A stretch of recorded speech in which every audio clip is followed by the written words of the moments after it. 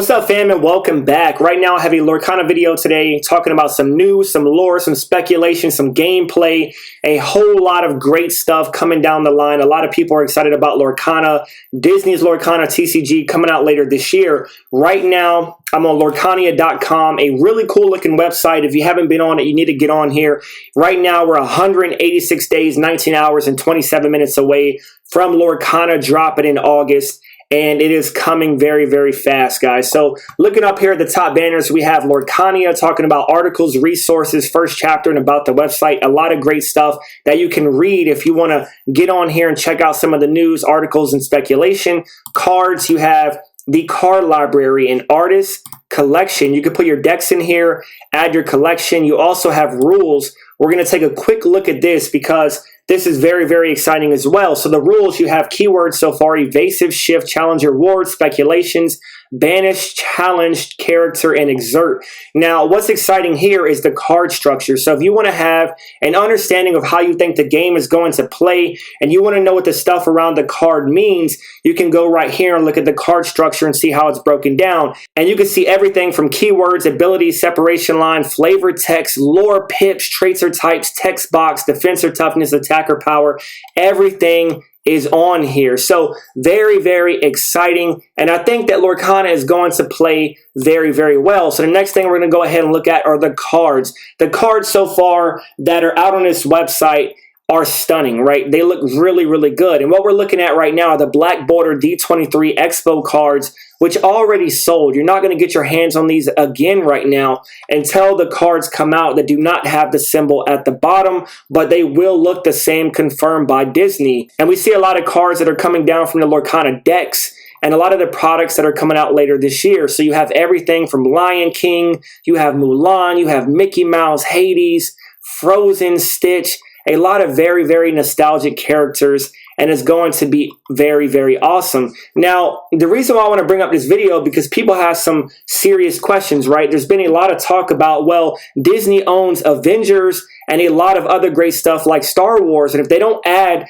Marvel characters and stuff to the lineup right away, how are they going to keep Lorcana, the game, fresh? How are they going to keep building on top of this game for years and years to come? Now, that's where the speculation comes in, and it is very, very exciting. So what we're looking at is moving over to this article right here. It says predicting the lore of Disney Lorcana, and we're gonna go ahead and zoom through this. I'm not gonna read everything line by line. So right here it says fans have plenty of time to analyze the first batch of cards and come up with some theories about the game's mechanics.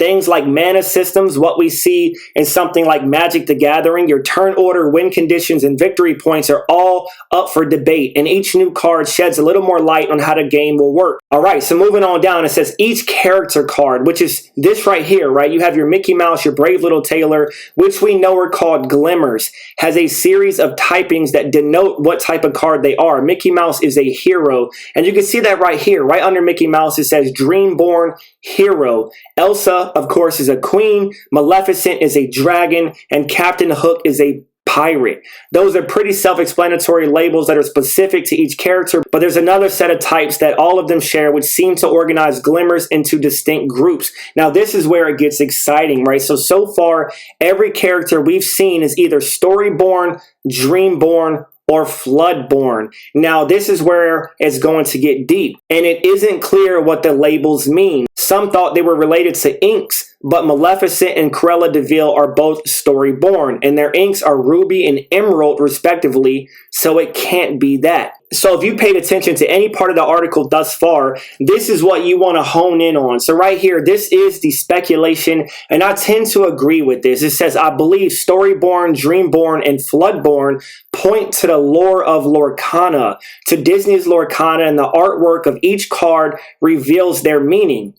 Here's the theory, right? So Storyborn characters are the actual characters from the Disney movies. So any characters that you've seen throughout any of the Disney movies, exactly as you remember them. So there is no special additions to these characters, exactly as you remember them, right? So Stitch was an alien, Mickey Mouse was a mouse character, right? Basic characters. So it says, when we look at the Storyborn cards in D23 Expo set, Robin Hood, Maleficent, and Cruella, we can see their film accurate representations of those characters. So exactly how you saw them in the film is exactly how you see them on the card. These are classics born from the stories we already know. So those are Storyborn characters. Now moving on down, we have Dreamborn characters. They're different. It says they are still the same character, but they've been updated in some small way to differentiate them from the original. Captain Hook is still a villainous pirate captain, but instead of having a rusty hook for a hand, he has a long curved sword. So not exactly what you remember in the film. They can add to these characters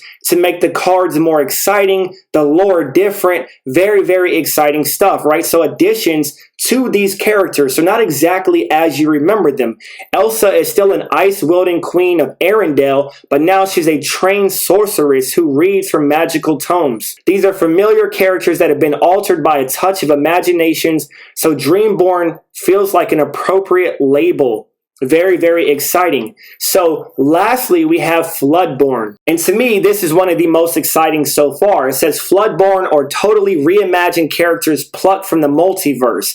So these are characters from the Disney universe. It says they have a completely different look and history from the classic characters. And though they're still identifiable as the heroes and villains they're based on, they wouldn't necessarily fit in the stories they came from anymore. So these characters are totally reimagined, but they're still the same character. The Floodborn version of Stitch is a rock star with a blonde mohawk singing and playing guitar on stage at a beachside concert. This is my favorite part of the theory. The Floodborn were created when the magical ink was spilled on the drawing board. They're literally born from a flood of ink. Very, very exciting stuff. Now, getting back to what we were talking about, right? We were talking about how is Disney going to keep these cards and the TCG fresh for years to come. That is how, right? You're taking all of your characters, some are what you remember, and then you're taking all of these other characters that people know and love, and you're putting endless different spins on them to make them fresh. It's kind of like you're putting a new character in the game. You're changing it up, right? Stitch is not the same. He's a rock star now. Really, really cool stuff. So it says Floodborn creates so many cool opportunities for Lorcana. Not only does it open the door for multiple interpretations of each character, and indeed every Floodborn glimmer so far has an ability shift.